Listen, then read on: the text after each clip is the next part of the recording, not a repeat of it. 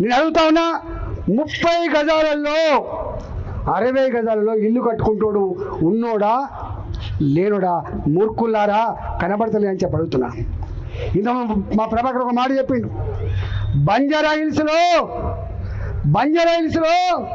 ఒక్కొక్క ఎకరం 50 కోట్లు, 60 కోట్లు, 100 కోట్లు గా భూములని నీ పార్టీ నాయకులు, డబ్బున్నోళ్ళు, కలిగినోళ్ళు, ఇవాళ అధికారంలో ఉన్నోళ్ళు ఆక్రమించుకుంటే దాన్ని రెగ్యులరైజ్ చేయడానికి ఇంతకుముందు చెప్పినట్టుగా జీవో నెంబర్ 58, జీవో నెంబర్ 59లో